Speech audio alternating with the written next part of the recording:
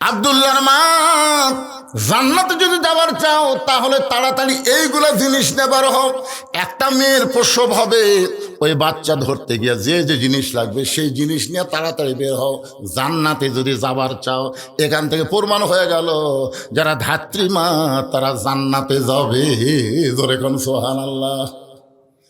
এখন অনেক ধাত্রী মন খারাপ করে কয়, হুজুর একটু ওয়াজ করবেন হুজুর। আমি বললাম কি ওয়াজ? এখন সিজার হচ্ছে হুজুর, সিজার হওয়াতে আমাকে দিন শেষ। আগে তাও বাচ্চা কাচ্চা ধরলে শাড়ি টাড়ি দিত, তারপরে একটু টেকাও দিত হুজুর, চাউল টাউলও দিত। কিন্তু এখন আমরা বসে আছি হুজুর, একটা ভ্যানালার বউ পর্যন্ত এই শালিও সিজার করে। কি যে সিজার নামছে ভাই, এই সিজারের কারণেই তো আমাদের বাচ্চাগুলা রাস্তায় ঘুরতেছে, মেলাত ঘুরতেছে। কারণ কি জানেন? সিজার করা বাচ্চা সহজে ভালো হয় না। কারণ জন্মের আগেই যার জন্ম হচ্ছে, 2 দিন পরেও নর্মালি জন্ম হতো। 2 দিন পরে কি হতো? নর্মালি বাচ্চা হতো। কিন্তু মায়ের অস্থিরতার কারণে পেট কাটিছে, পেট কাটে দেখে ঘুমই ভাঙিনি। ডাক্তারে কয় করে পেট কাটলাম, টেকার লোভে ঘুমতে ভাঙলো না। এখন করি কি, বড় ডাক্তারের কাছে গেছে, ডাক্তার সাহেব ঘুমতে ভাঙেনি। ঘুম ভাঙবি 2 দিন পর। হিসাব জানিস না? আমি পেট কাটছি। তাহলে এখন কি করব? বড় ডাক্তার বলে পাও ধরে বাইর করে মাথার উপর দিয়ে ঘুরেন দে। তোমাকে পাও ধরে আসতে বাইর করে মাথার উপর যেই ঘুরেন দেয়, মাথাতে একটা ঝাঁকি লাগে। ও যে ঝাঁকি ঘুরানোর পর একটা ঝাঁকি, ওই যে কান্দে উঠিছে, ঘুম ভাঙ্গে গেছে। এমন ঘুম ভাঙ্গিছে, এই মোবাইল ছাড়া ভাত খায় না, মোবাইল ছাড়া কান্না থামে না। জোরে কর কথা থেকে এই সিজার, এই সিজার। বাংলাদেশের বড় কোনো ডাক্তার তার বউরে সিজার করায় না। আপনারা খেয়াল করে 3টা জিনিস শুনবেন। ডাক্তারের বউয়ের সিজার লাগে না, মৌলানার বাড়িতে কোনোদিন মিলাদ লাগে না, আর পীরের বউ কোনোদিন মুরিদ হয় না। কয়টা কথা বললাম? ডাক্তারের বউয়ের কি লাগে না? সিজার লাগে না। মৌলানার বাড়িতে কোনোদিন মিলাদ হয় না, এরা পরের বাড়িতে পরে, কিন্তু নিজের বাড়িতে। পীরের বউ কোনোদিন মুরিদ হয় না। বাংলাদেশে যত পীর আছে, কোন পীরের বউ মুরিদ হয় নাই। এই কারণে হয় না, পীর মাঝে মধ্যে মুরিদের বউয়ের দিকে চোখ মারে।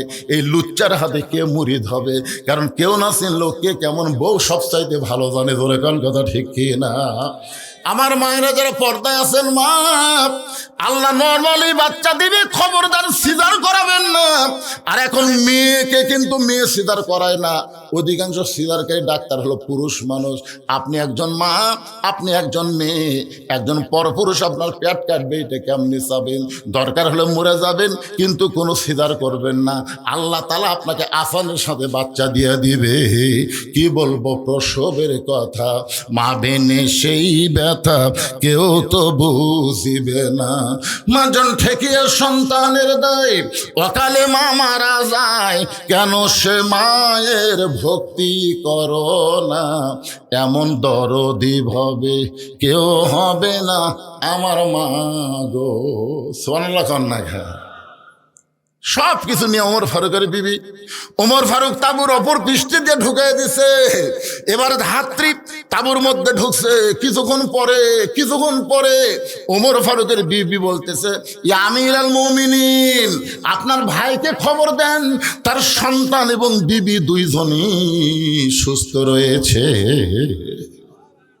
আপনার তো সুবহানাল্লাহ করলেন, কিন্তু এই লোকটার অবস্থা কি? 3বার সালাম দিলে সালাম তো লেয়নি, উল্টা গালি দিছে। যেই বলতেছে আমিরুল মুমিনিন, আপনার ভাইকে বলেন তার বিবি এবং সন্তান সুস্থ আছে, সঙ্গে সঙ্গে লোকটা বসে ওমর ফারুকের পাও ধরে বলে, আমিরুল মুমিনিন, আমি কত বড় বেয়াদবি করেছি। ওমর ফারুক বলে, যেদিন থেকে মদিনার খলিফা হয়েছি সেদিন থেকে এই অভ্যাসটা ধারণ করেছি।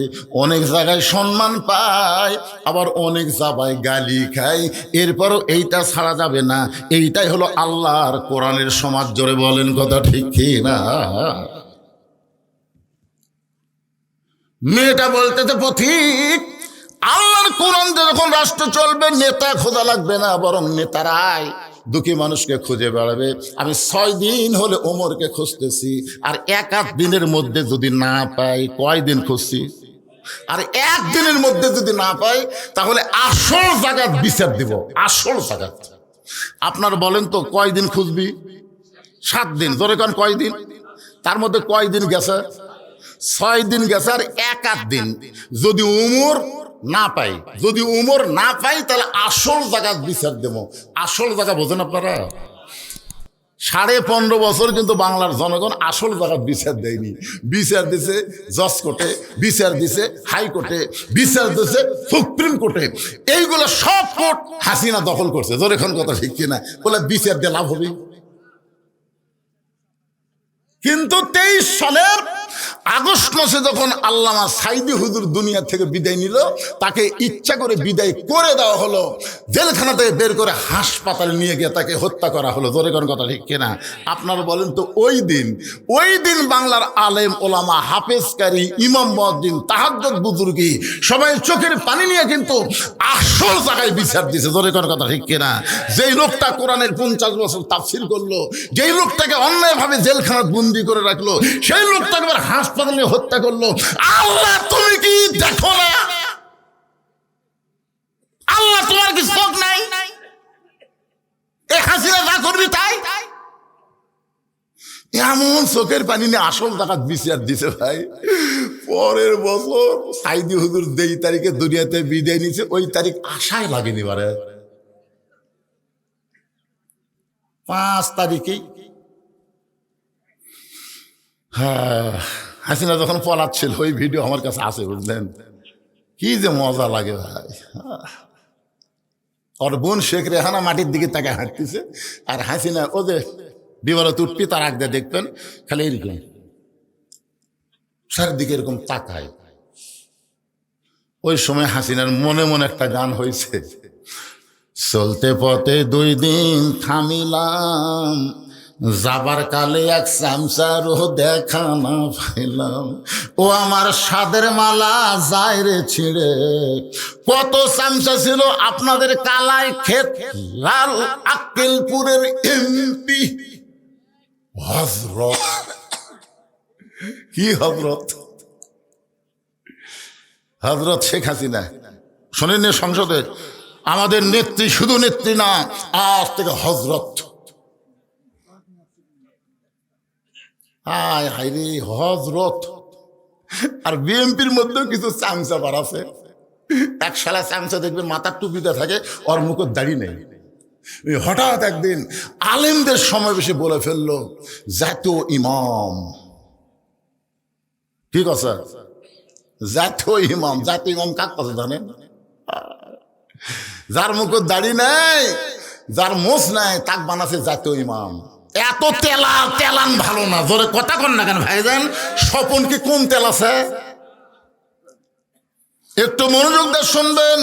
আমাদের বাংলাদেশের জাতীয় নেতা বলা যাবে, কিন্তু জাতীয় ইমাম বলা যাবে না। কারণ ইমামের দিকে সবার চোখ আছে। ইমামের দাড়ি যদি 1 মুষ্টির নিচে হয়, ইমামের দাড়ি 1 মুষ্টির নিচে ফতোয়া দিচ্ছে হুজুর, ইমামের দাড়ি যদি 1 মুষ্টির নিচে হয়, তার পাশে নামাজ হবে? আমি বললাম, কে ভাই তুমি দাড়ি মুঠ দে কেমনে লাফলা? ইমামের মুখত আছে দাড়ি, তুমি 1 মুষ্টির নিচে না কম বেশি তুমি কেমনে জানলে? ইমাম তখন খুতবা দিচ্ছিল না, আমি দূরে মুঠ ধরে আন্দাজ করছি। মানে ওই মুঠ ধরে ইমামের দাড়ি আন্দাজ করে দেখে একটু ছোট হবে। আমি বললাম, তুমি তো ইমামের দাড়ি মুঠ দিয়ে মাপলা, তোমার দাড়ি আমার নাই, তাই বলে হুজুরের থাকা লাগবে না। যেই বাংলাদেশের দাড়ি চাঁচা, ইমামের দাড়ি মুঠ দেলাপে, সেই বাংলাদেশের জাতীয় ইমাম কোনো তেল তেলানা হবার পারবি না। জোরে কথা কন না কেন ভাইজান? আপনার কি বুঝতে পারতেছেন না? আদা কথায় আদম বোঝে, সারাত করলেও গাদা বোঝান যাবে না। একটু মনোযোগ দিয়ে শুনবেন। ওমর ফারুক হাঁটু গেড়ে মেয়েটার সামনে বসে বলতেছে, মা তুমি 6 দিন হলে যেই ওমরকে খুঁজতেছ, আমি হইলাম সেই ওমর। একেবারে মেয়েটার সামনে হাঁটু গেড়েছে। বাংলাদেশের মতন 96টা দেশের খলিফা, চিন্তা করছেন? হাঁটু গেড়ে মেয়েটার সামনে বলতেছে, মা তুমি 6 দিন হলে যেই ওমরকে খুঁজতেছ, আমি হইলাম সেই ওমর। মেয়েটা পর্দার ভিতর থেকে বলতেছে, আমিরুল মুমিনিন, আপনি যদি সেই ওমর হন, তাহলে আপনি চোরের মতন একা একা কেন ঘুরতেছেন? আপনার কি চামচা নাই? কি নাই? চোরের মতন একা একা কেন ঘুরতেছেন? আপনার কি চামচা নাই? ওমর ফারুক চোখের পানি বের করে বললেন, মা চামচা পালার টাকা পাবো কোথায়? আপনার বলেন তো, চামচাগুলো কি নেতার সাথে এমনি এমনি থাকে না, টাকা খরচ লাগে? আমার এলাকার এক চেয়ারম্যান সাহেব 10 কেজি চাউল দিবি, দাঁড়িয়ে পল্লা লিয়ে যায়নি, বালতি লিয়ে গেছে। চৌকিদার বালতিতে একটা দাগ দিয়ে দিচ্ছে, এই দাগ পর্যন্ত চাউল হবে, দিয়ে দিবি। চাউল ঠিবত থাকে, ওই বালতির দাগ পর্যন্ত হয়, ব্যাগত দিয়ে দেয়। তো একজন চিন্তা করছে, কে রে 10 কেজি কাঠত লেখা আছে, আর বালতি দিয়ে মাপা দিল, ওজন কি ঠিক হলো? উনি আবার দাঁড়িয়ে পল্লাত মাপা দেখে 8 সের। 10 কেজি জায়গাত কত হয়েছে? 8 সের। ওই একটু লোভ মা দেওয়ার জন্য চেয়ারম্যানের কাছে এসে বলতে, সালাম দেয়, চেয়ারম্যান সাহেব কাঠত লেখা আছে 10 কেজি, কিন্তু আপনার চৌকিদার তো 8 সের দিল। তখন চেয়ারম্যান বলতে, এর নাম কাটে দে, এর নাম কাটে দে। তখন জোরহাত করে বলতেছে, চেয়ারম্যান সাহেব নাম কাটেন না, যা দিচ্ছেন দেন, যা দিচ্ছেন দেন, নাম কাটেন না। আরে পাগলা, তোর কাছ থেকে 2 সের না দিলে আমি চামচা পালমো কি দিয়ে? তাহলে যেই নেতাদের পিছনে যত চামচা ঘুরবে, বুঝবেন ওই নেতা জনগণের গরিবদের মাল বেশি মারে। জোরে কোন কথা ঠিক কিনা? কথা বলেন ভাইজান। ওমর ফারুক বললেন, মা চামচা পালার টাকা পাবো কোথায়? হযরত ওমর যখন অর্ধ জাহানের খলিফা ছিল, একদিন জুমার দিনে খুতবা দিচ্ছেন। শুক্রবার জুমার দিনে যখন খুতবা দিচ্ছেন, মাঝখান থেকে একজন মুসল্লি দাঁড়িয়ে, সাহাবী দাঁড়িয়ে বলতেছে, আমিরুল মুমিনিন, আপনার খুতবা আমরা শুনবো না। ওমর ফারুক চমকে গিয়ে বললেন, আমার অপরাধ কি? লোকটা বলতেছে, আপনার অপরাধ হলো আমাদেরকে খাটো পাঞ্জাবি দিয়ে আপনি লম্বা জুব্বা পরে খুতবা দিচ্ছেন, আমাদেরকে খাটো দিবেন, আর আপনি লম্বা জুব্বা কোথায় পেলেন? এটা যতক্ষণ না বলবেন ততক্ষণ আপনার খুতবা আমরা শুনব। সামান্য একটা জুব্বা লম্বা পড়ছে, এই কারণে যদি লোকমা দেয়, তাহলে তার চামচা পালার কোনো টাকা আছে? ওমর ফারুক চোখের পানি বের করে কাঁদতেছে। এমন সময় আব্দুল্লাহ ইবনে ওমর, ওমর ফারুকের ছেলের নাম হলো আব্দুল্লাহ, যোগ্যতা হলো 30 পারা কোরআনের হাফেজ। শুধু 30 পারা কোরআনের হাফেজ না, 6 লক্ষ হাদিসের হাফেজ। সুবহানাল্লাহ, জোরে কন্ডে ভাই। একজন নেতার সন্তান কি হওয়া লাগবে, আর আমাদের বাংলাদেশের নেতা নেত্রীর সন্তান কি হচ্ছে? যেটা বিদেশে আছে, বিদেশে ওই তো 1,500 কওয়া পারে না, ওই কয় 5,500। আপনারা বলেন তো, বাংলাদেশের কোন মূর্খ মানুষ 5,500 কবি? এ কথা কন না কেন? 5,500 কবি, আর এই জয় কয়ে ফেলে দেয় 5,500। তাহলে কি শিখলো? একটু মনোযোগ দিয়ে শুনবেন। ওমর ফারুকের সন্তান আব্দুল্লাহ 30 পারা কোরআনের হাফেজ, 6 লক্ষ হাদিসের হাফেজ। বাবার পাশে উকিল হয়ে দাঁড়িয়ে বলতেছে, রে নবীর সাহাবীরা, আমার বাবার লম্বা জুব্বা বলে তোমরা বাবার খুতবা বন্ধ করে দিয়েছো। তোমরা তো খাটো পাঞ্জাবি হলেও তো নতুন পোশাক পরে নামাজ পড়তে আইছো, কিন্তু আমার দিকে তাকায় দেখো, আমার পরনে নতুন কোনো কাপড় নাই। সঙ্গে সঙ্গে ওসমান গনি, ওমর ফারুকের সময় যিনি অর্থমন্ত্রীর দায়িত্ব পালন করতেন, তার নাম হলো ওসমান গনি। ওমর ফারুক যখন খলিফা ছিলেন, ওই সময় অর্থমন্ত্রীর নাম হলো, জোরে কন, ওই সময় শিক্ষামন্ত্রীর নাম হলো হযরত আলী। হযরত ওমর যখন মদিনার খলিফা ছিলেন, ওই সময় শিক্ষামন্ত্রী যিনি ছিলেন তার নাম কি? হযরত আলী। ওসমান গনি বলতেছে, অর্থমন্ত্রী বলতেছে, আব্দুল্লাহ, সবাই আজকে জুমার দিনে নতুন পোশাক পরে আইছে, তুমি পুরাতন কাপড় কেন পরলা? কারণ জুমার দিন আল্লাহর কাছে অত্যন্ত গুরুত্বপূর্ণ একটা দিন। আপনাদের কাছে জুমার দিন কেমন মনে হয়? এই যে 4টা মসজিদ যে বানাচ্ছেন, এই জুমার দিনের খবর কি হুজুরা? কি খবর জুমার দিনে? জুমার দিনের খবর আমি কোনো ইমামের মুখে খারাপ শুনিনি, কিন্তু বলছি ফজরের খবর, তখন আর কথা কয় না। কি হুজুর ফজরের খবর? আপনারা বলেন তো, কোন নামাজ জামাতে না পড়লে মুনাফিক হয়? কথা কন না কেন? যতই মুসলমান এই গ্রামে থাকেন, কিন্তু ফজরে যদি মুসল্লি না হয়, বুঝবেন এরা মুসলমান না, এরা হলো মুনাফিক। কথা কয় না। আমি এক জায়গায় বলছিলাম, বাংলাদেশে মুসলমানের চাইতে মুনাফিক বেশি। বলা মাত্র একজন সেই খেপা, মুখে যা আসেন তাই কন নিয়ে। আমি বললাম, খেপিস না, তোর গ্রামে মুসলমান কত? তবে আমার গ্রামে মুসলমান পুরুষ এবং নারী মিলা 600। বেশ, পুরুষ মেয়ে বাদ দে, পুরুষ কর। তো পুরুষ হবি কমপক্ষে 300। আচ্ছা, যেগুলো পুরুষের উপর নামাজ ফরজ আছে এইগুলো পুরুষ কতজন হবে? কমপক্ষে তো 200 হবি। 200 জন পুরুষ মানুষ যাদের উপর নামাজ ফরজ আছে, এরা ফজরের নামাজ জামাতে কয়জন পড়ে? ওই আর কথা কয় না, ওই যে পড়ে না। আমি বললাম, কেরে মুয়াজ্জিন সাহেব, ইমামও কর পারবি না, মুসলিম হিসাব জানে মুয়াজ্জিন। মুয়াজ্জিন আমার কথা শুনে সাইড দিয়ে সামিয়ানাতে বার হয়ে গেছে যে হুজুর তো আমার আজকে চাকরি খাবি। এত ভয় মুয়াজ্জিনের।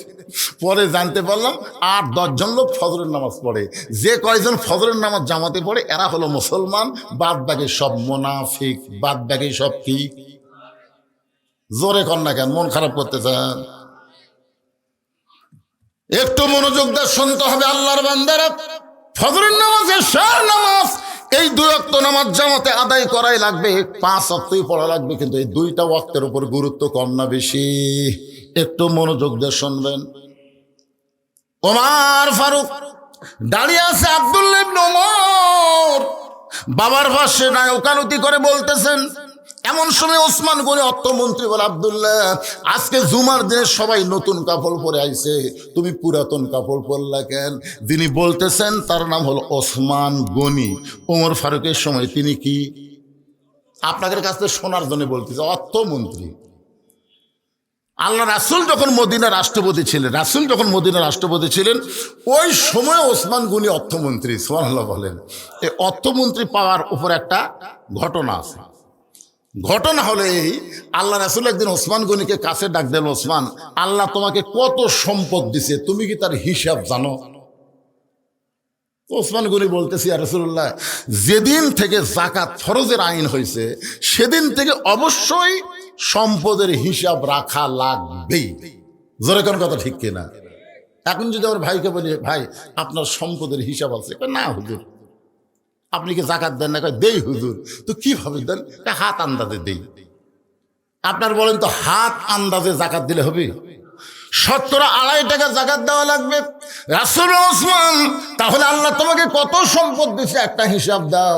ওসমান গনি বললেন, নবী গো, আল্লাহ আমাকে এত সম্পদ দিছে, এই সম্পদ রাখতে গিয়ে যে গুদাম আছে, এই গুদামে তালা দিয়া ওই গুদামের চাবি টানতে একটা উট হিমশিম খায়।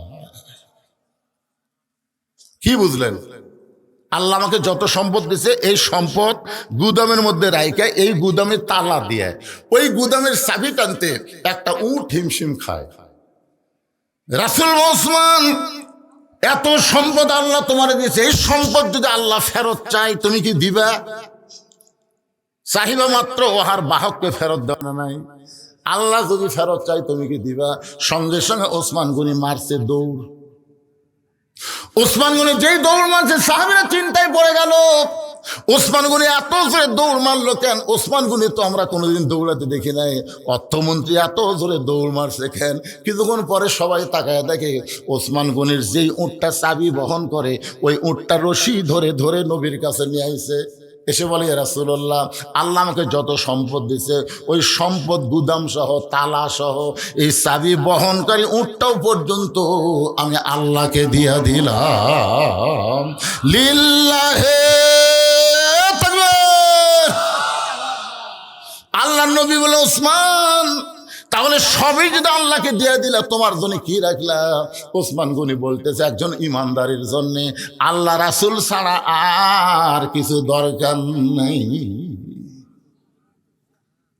আমি যদি আপনাদেরকে এখন কিছু বলি যে ভাই, যে মসজিদের উদ্যোগে মাহফিল, সেই মসজিদে যদি আল্লাহর হস্তে কিছু দিবার কই, আপনি কি দিবেন?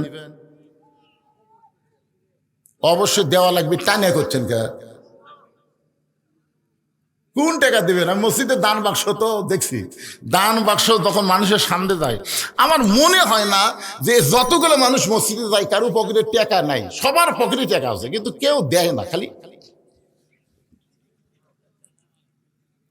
তা আমি যে ঠেলা মারছে প্রথম, ওই লোকটাকে আমি ধরলাম। ওই যখন ঠেলা মারল, আমার এলাকার তো ধরে বললাম, ভাই তোমার পকেটে কি আসলেই টাকা নাই? তরকারি হুজুর, যে দান বাক্স মুখের সামনে আলো, আমি খেয়াল করে দেখলাম 500 টাকার লোট আছে, 200 টাকার লোট আছে, 100 টাকার লোট আছে, কিন্তু 10 টাকার লোট নাই। যেই 10 টাকার লোট নাই দেখবার পাচ্ছি তখন ঠেলা মারছি। আপনারা বলেন তো আল্লাহ কোরআনে কি বলেছেন? কোরআনে বলেছে লান তানালুল বিররা হাত্তা তুনফিকু মিম্মা তুহিব্বুন। তুমি যেইটাকে সবচেয়ে বেশি মহব্বত করবে সেইটাই তুমি আল্লাহ দিয়ে দিবে। তোমার কাছে 500 আছে, 200 আছে, 100 আছে, এই তিনটার মধ্যে কোনটা বেশি মহব্বত করো? 500, তো 500 দিবে। 500 দিলে আমি বাজার করবো। এই পাগলা, তোর বাজারের চিন্তা তোর না, তোর বাজারের চিন্তা হলো আল্লাহর। ধরে কোন কথা ঠিক কিনা? আমরা নিজেরাই যখন চিন্তা করি তখন আল্লাহ চিন্তা কেড়ে নেয়।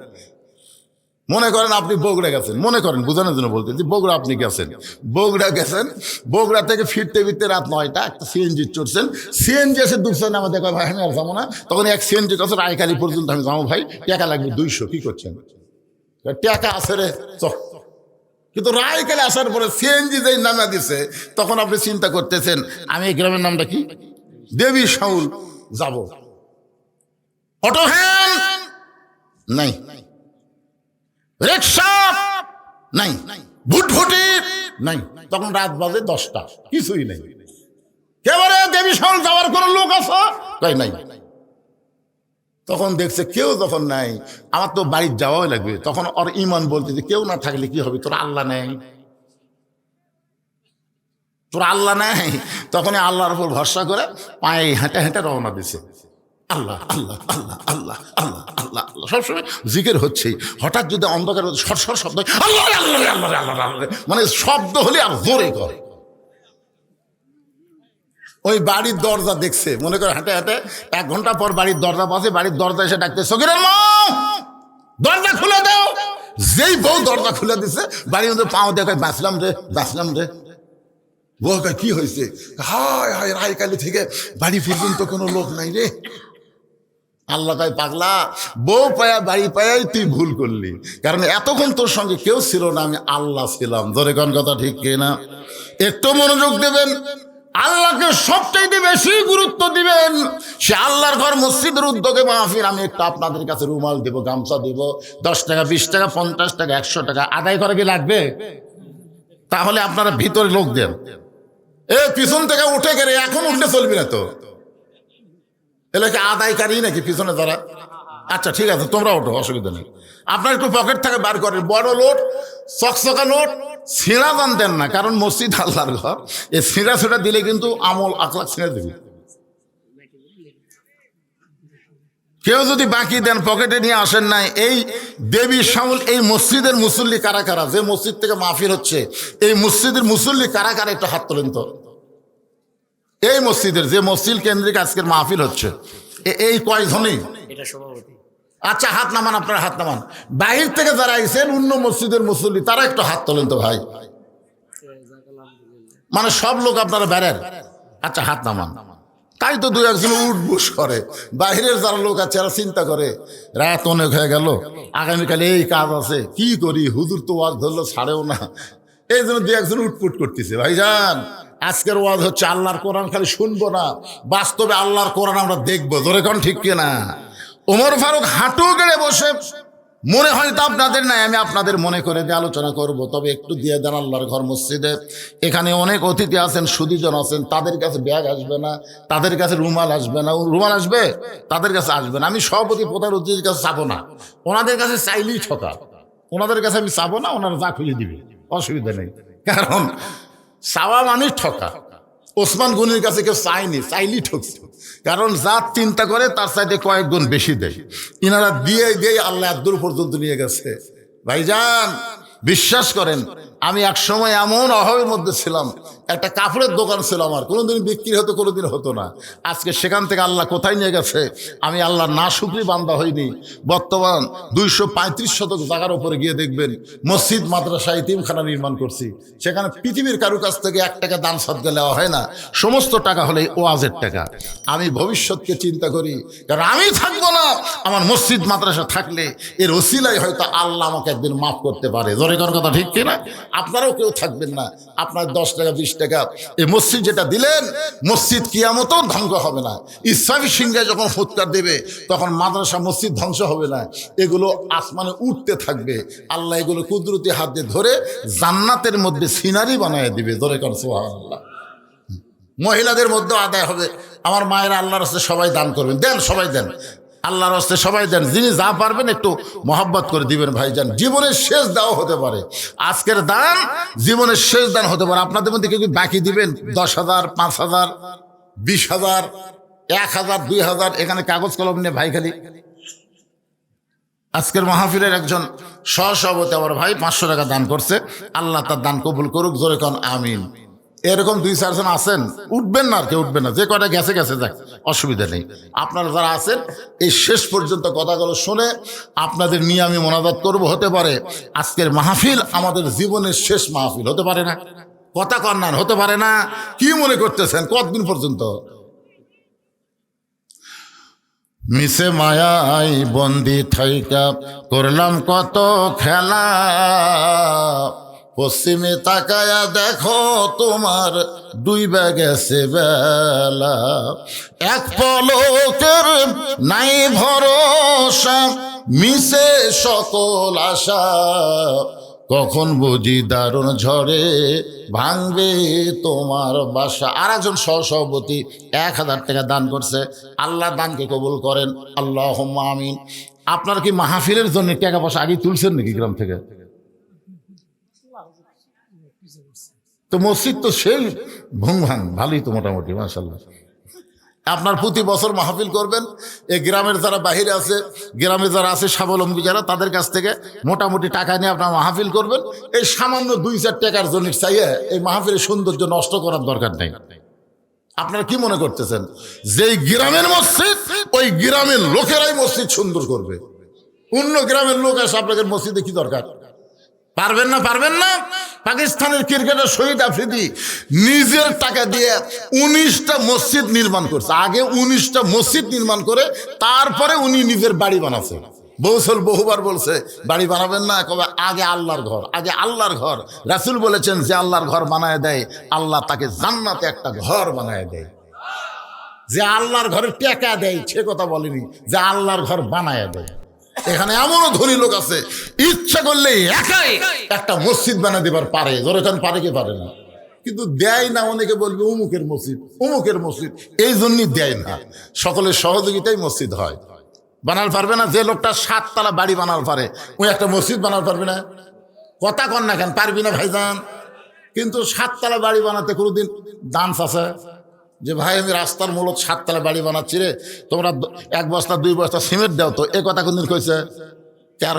কেন কয়নি? কারণ ওই বাড়ি ওর বাড়ি, এই বাড়ি ওর বাড়ি, এখানে কারো অংশগ্রহণ চলবে না। আর মসজিদ ওর মসজিদ না, মসজিদ হলো আল্লাহর ঘর, সকলেই সমান অধিকার। জোরে কোন কথা ঠিক কিনা? এই যে অনেক স্বাবলম্বী ইচ্ছা করলে মসজিদ বানায় দেবার পারে, কিন্তু করে দেয় না আপনাদের সকলের সহযোগিতার জন্য। এই পিছনের লোকের একটু সামনে আসেন তো, আমি একটানা কথা বলে আপনাদের সাথে দোয়া করে এখান থেকে বিদায় হও। ভাইজান একটু জিকির করেন, লা ইলাহা ইল্লাল্লাহ, লা ইলাহা। এই পিছনে যারা বসে আছেন সামনে আসেন, যারা গেছে চলে গেছে, চিটা পাতানের দরকার নাই, আমাদের ধানের দরকার। বাতাস দিলে চিটা পাতান থাকবি? এ কথা কোন থাকবে? তোমার 10 টাকা 20 টাকা না হলেও মসজিদ চলবে, কিন্তু তুমি কথা শেষ না শুনে যাও কোথায়? তুমি যেদিকে রওনা দিলে ওই বাড়ি পর্যন্ত যাওয়ার গ্যারান্টি তোমার নাই। রাস্তার মধ্য থেকে হয় তোমাকে কবরে, না হয় হাসপাতালে যাওয়া লাগতে পারে। অনেক মানুষ বাড়ি যাওয়ার জন্য ধরপড় করে, কিন্তু রাস্তার মধ্যে অ্যাক্সিডেন্ট করে আর বাড়ি যাওয়া হয় না, হাসপাতালে যাওয়া লাগে। জোরে কোন কথা ঠিক কিনা? অনেক মানুষ এত জোরে যায়, মোটর সাইকেল চালাচ্ছে, কোথায় যাচ্ছে ভাইজান? বলে আমার বাড়িতে দরকার পড়েছে, কল করছে ভাইজান, খুব তাড়াতাড়ি বাড়ি যাওয়া লাগবে, 8 ঘন্টার মধ্যে বাড়ি যাওয়া লাগবে। 8 ঘন্টা পর বাড়িতে না, কিছুক্ষণ পর মসজিদের মাইকে শোনা গেল লোকটার দুনিয়াতে নাই, এই দুনিয়া ছেড়ে পরো পারে পাড়ি দিয়েছে। এরকম খবর আপনারা শোনেননি? আমার এলাকার শ্বশুর জামাইয়ের বাড়িতে পিঠা পাকান নিয়ে যাচ্ছে, বউ তো খালি বাড়ির চিন্তা করতেছে আমি স্বামী পাঠা দিলাম, এদিকে মেয়ে চিন্তা করতেছে আমার বাপ আসতেছে। কিন্তু 2-4 ঘন্টা হয়ে যায়, কে রে? ওর মাও ফোন করে মেয়ের কাছে, কি বাবা তোমার বাপের মোবাইল কেমন দুঃখিত দুঃখিত বলতেছে, তোমার বাপ কি তোমার কাছে গেছে? মেয়ে বলতেছে না মা, এখনো বাবা আসে নাই। 3-4 ঘন্টা পরে যখন বাপ যায় না, পরে খোঁজ না দেখে শাকাহার আর ডিপুলের মাঝখানে পড়ে আছে। আর যাওয়া হলো না, বেটির বাড়িতে যাওয়া হলো না, নিজের বাড়িতে আসা হলো না, চিরদিনের জন্য পরপারে চলে গেছে। এই জন্য পাড়াপাড়ি, দৌড়াদৌড়ি, অধৈর্য এগুলো কেন দেখাবেন কোরআনের মাহফিলে? চার স্টলে 1-1 ঘন্টা গল্প করে, একবার ঘড়ি দেখে না। আর মসজিদের মধ্যে 5 মিনিট আগে ঢুকলে 4 বার ঘড়ি দেখে। এরকম লোক আসলে নাই, জোরে কারো আসলে নেই। 5 মিনিট পরে আমাদের জামাত হবে, ওই 4 বার ঘড়ি দেখে, 4 বার। নিজেরটা দেখেও তখন হাউস মিটে না, পাশেরটা কয় ভাই আর কয় মিনিট, তো কয় এখনো 3 মিনিট, আজ ঘড়ি লড়তেছে না রে, আজ ঘড়ি লড়তেছে না। ওই লোকটাই নামাজ শেষ করে 4 স্টলে 1-1 ঘন্টা গল্প মারতেছে, একবারও ঘড়ি দেখে না। এরকম লোক আছে না নাই? কোরআনের মাহফিল আসলে অধৈর্য হন, অথচ জানেন না এরকম মাহফিল প্রত্যেক দিন পাওয়া যাবে না। একটু খেয়াল করবেন। ওসমান গনি বলে, আব্দুল্লাহ আজকে জুমার দিনে সবাই নতুন কাপড় পরে আইছে, তুমি পুরাতন কাপড় পরছো কেন? আব্দুল্লাহ বলতেছে, আমি যদি আজকে নতুন পোশাক পরতাম তাহলে আমার বাবার জুব্বা লম্বা হতো না, আমার বাবার জুব্বা লম্বা হতো না। দুনিয়ার সবাই যখন ঘুমাইছে, আত্তাকুল্লাহ হাক্কা তুকাতিহি কারে কয়? একটু মনোযোগ দিয়ে শোনেন। ওমর ফারুক আব্দুল্লাহর দরজায় গিয়ে ডাক দেয়, আব্দুল্লাহ রে, ও আব্দুল্লাহ তুই কি চেতন আছি? আব্দুল্লাহ বলে, আমি দরজা খুলে দেখি আমার বাবার হাতে একটা পাঞ্জাবি। আমি খুশি হয়ে বললাম, বাবা বাইতুল মাল থেকে আমার একটা পাঞ্জাবি দিছে, আপনি আর একটা দিবারাইছেন, আপনি আর একটা দিবারাইছেন। ওমর ফারুক সঙ্গে সঙ্গে আল্লাহর কোরআন তেলাওয়াত করলেন, ইন্নাল্লাহা ইয়ামুরুকুম আন তুআদ্দুল আমানাতি ইলা আহলিহা ওয়া ইযা হাকামতুম বাইনান নাস আন তাহকুমু বিল আদল। আল্লাহু আকবার। আব্দুল্লাহ তুই কি মনে করছিস যে তুই একটা পাঞ্জাবি পাইছিস, আমি আর একটা দিবে রাখছি? আব্দুল্লাহ বলতেছে, গভীর রাত্রে যে পাঞ্জাবি নিয়ে এসেছেন তাহলে কি জন্যে? বলে, পাগলা এই পাঞ্জাবি আমার ভাগত পড়ছে, এই পাঞ্জাবি আমার ভাগে পড়ছে। এখন বল রে আব্দুল্লাহ, এই ছোট পাঞ্জাবি গায়ে দিয়ে আমি যদি খুতবা দেই কেমন লাগবে? আরে মুসল্লির পাঞ্জাবির দিকে কেউ তাকায় না, কিন্তু ইমামের পাঞ্জাবির দিকে তাকায় না মানুষ। তা আমি ছোট লেডিস মার্কা পাঞ্জাবি গায়ে যদি খুতবা দেই তাহলে বলতো কেমন লাগে? তাই তোর পাঞ্জাবিটা আমাকে একটু দান করে দে বাবা। আব্দুল্লাহ বলে, গভীর রাতে আমার বাবার কাছে আমার কাপড়ের অংশটুকু দান করে দিলাম। বাবার কাপড় আমার কাপড় একত্র করে বাবা লম্বা জুব্বা বানায় খুতবা দেয়। এখন বলো বাবার খুতবা শোনা যায় কিনা যায়? সমস্ত সাহাবীরা চিল্লায় বলে, আল্লাহর কোরআন যখন দুনিয়াতে চলবে, মানুষ যখন কোরআন অনুযায়ী চলবে, তখন এমন মুত্তাকি ভালো মানুষকে মুসলমানেরা নেতা হিসাবে দেখতে পাবে। ভালো নেতা দেখবার গেলে কোরআন দরকার আছে না নাই? হ্যাঁ, আল্লাহর আইন চাই, সৎ লোকের কথা কয় না বারে। সৎ লোকের শাসন আগে না, আগে আল্লাহর আইন, আগে আল্লাহর আইন চাই, সৎ লোকের শাসন চাই। আমাদের বাংলাদেশে শুধু আমরা কোরআনের ওয়াজ শুনবো না, বাস্তবে আল্লাহর কোরআনকে আমরা দেখতে চাই। ধরে কারণ ঠিক কিনা? হযরত আলীর মতন শিক্ষামন্ত্রী দরকার, আলীর মতন শিক্ষামন্ত্রী লাগবে। আলীর মতন শিক্ষামন্ত্রী যদি বাংলাদেশে আসে তাহলে একটা প্রাইমারিও একদম বাকদম ঘরের সাথে ঢাক ঢোলক ঝাঁঝর বাজে এই মিথ্যা শিক্ষা দেওয়ার টাইম পাবি না। জালিকাল কিতাবুল আরাইবা ফি হুদাল লিল মুত্তাকিন। বাচ্চাদেরকে আল্লাহর কোরআনের শিক্ষা দিয়ে ছোট বেলায় তাকে পবিত্র হওয়ার শিক্ষা দেওয়া লাগবে। জোরে করার কথা ঠিক কিনা? আপনার বলেন তো, মাদ্রাসার ছাত্র, হাফেজি মাদ্রাসার ছাত্র আর প্রাইমারির ছাত্র, এই দুটা ছাত্রকে আপনার খেয়াল করে দেখছেন? দেখছেন? আমি দেখছি আমার এলাকার এক প্রাইমারি ক্লাস 2 এর ছেলে দাঁড়ায় পেশাব করে। আমি কইলাম, কে রে বা বসে থাকে? কর বসে না, আমি দাঁড়িয়েই মারতেছি। পেশাব যখন শেষ হলো, কে কোন ক্লাসে পড়িস? টুয়ে পড়িস। আচ্ছা, তোকে বসবার করে বসিস না কেন? তোর স্যার তোকে শিখাইনি কেমনি পেশাব করা লাগে? তখন বলতে স্যার সাথে কি খন প্রাইমারি পেশাব করা যদি আমার স্যারই খাড়া হয়ে পড়ে, তোর স্যারই যদি খাড়া হয়ে পেশাব করে ওই বসবি? আর আমার মাদ্রাসা, আমি যে মাদ্রাসা আপনাদের দোয়ায় যেটা পরিচালনা করতেছি, ওই মাদ্রাসার বাচ্চারা পেশাব করবার আসে, ওদের পেশাব দেখলেই কলজা ভরা যায়। আব্দুল্লাহ আমার এক ছেলে পেশাব করবার আসে, খালি 3 বার দিল। আমি হুজুরকে ডাক দিয়ে বললাম, হুজুর এই যে পেশাব খাতে সেরকম কাশ দিছে, এর জন্য কি কাশের ওষুধ নাই? তাহলে হুজুর আপনি জানেন না, ওটা আসল কাশ না তো। আমি বলি এর আবার কোন কাজ? বলে এই কাজ দিয়ে ওই পেশাব নিংলাচ্ছে হুজুর। আর পেশাব হওয়ার পরে সন্দেহ আছে যদি ললের মধ্যে কিছু আটকে থাকে, বুঝলেন না, ওটার নাম হচ্ছে লল। যদি আটকে থাকে ফাঁকি দিয়ে কাজ দেয়, আঙ্গুলটা দেখছে একটু বার হচ্ছে, আবার কাজ দিচ্ছে, আবার কাজ দিয়ে একটু দেখে বার হয়নি, তখন পানি খরচ করছে। পানি খরচ করার পরে অজু করতেছে। এই কঠিন শীতের ভিতরে মাদ্রাসার বাচ্চারা ঠান্ডা পানি দিয়ে অজু করে, কোরআন ধরে, কারণ আল্লাহ কোরআনে বলেছেন লা ইয়ামাসসুহু ইল্লাল মুতাহহারুন।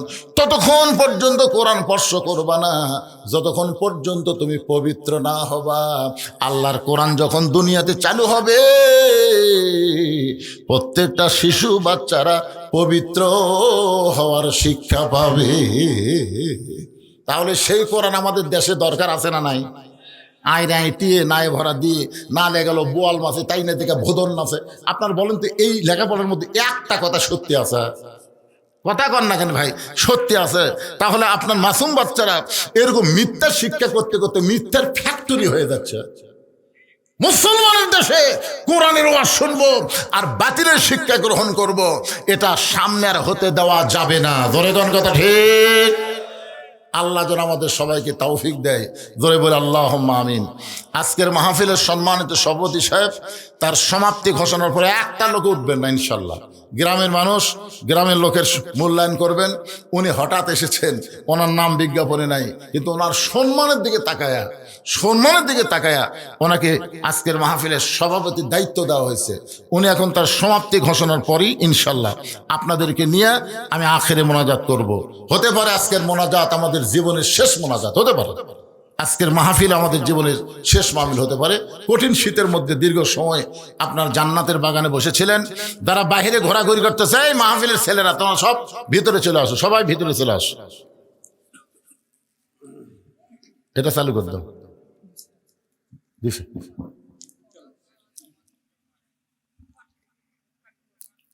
নবিয়িনা মাওলানা মুহাম্মদ ওয়া আলা আলিহি ওয়া সাহবিহি ওয়া বারাক ওয়াসাল্লাম। আল্লাহুম্মা আমিন। আল্লাহুম্মা আনতাস সালাম তাবারাকতা ইয়া যাল জালালি ওয়াল ইকরাম। আল্লাহ তাআলা কঠিন শীত উপেক্ষা করে আরামের বাড়ি ঘুমকে বাদ দিয়া তোমার কোরআন রাসূলের হাদিসকে মহব্বত করে এই জান্নাতের বাগানে বসে বসে কোরআন হাদিস আলোচনা শোনার শেষে আমি গুনাহগারের সঙ্গে রহমতের দরজায় ফকির হয়ে দোকানা হাত তুলেছে। মেহেরবানি করে আজকের মাহফিল আমাদের সকলের হেদায়েতের জন্যে, নাজাতের জন্যে, জান্নাতের জন্যে কবুল করে নাও। এই মাহফিলের শুরু থেকে শেষ পর্যন্ত যত আলোচনা হয়েছে আল্লাহ, এর মধ্যে যদি ত্রুটি হয়, ভুল হয়, মাফ করে দাও। এর যা হাদিয়া মঞ্জুর করো সোনার মদিনায় নবী পাকের রওজা মুবারকে আল্লাহ কবুল করে নাও। तमाम अंबियाए केराम, असहाबे केराम, उम्माहातुल मोमिनीन, शहीद शहीदान, জান্নাতুল বাকি, জান্নাতুল মাসহ পৃথিবীর যত গোরস্থানে যত মুর্দা শুয়ে আছে আল্লাহ সকলে আরো ফরহা দিয়া কবুল করো। আল্লাহ আমরা যারা হাত তুলেছি আমাদের জনম দুঃখনী মা বাবা যাদের কবরে চলে গেছে আল্লাহ মেহেরবানি করে মা বাবার কবরটাকে জান্নাতের টুকরা কবুল করে নাও। এখন আমাদের মা বাবা যাদের জীবিত আছে আল্লাহ এই নিয়ামত দয়ের হায়াতকে বাড়ায়া দাও। আয় আল্লাহ তাআলা আমাদের দাদা দাদি নানা নানি আত্মীয় স্বজন শ্বশুর শাশুড়ি যাদের কবরে গেছে আল্লাহ মেহেরবানি করে কবরবাসীদের মাফ করে দাও।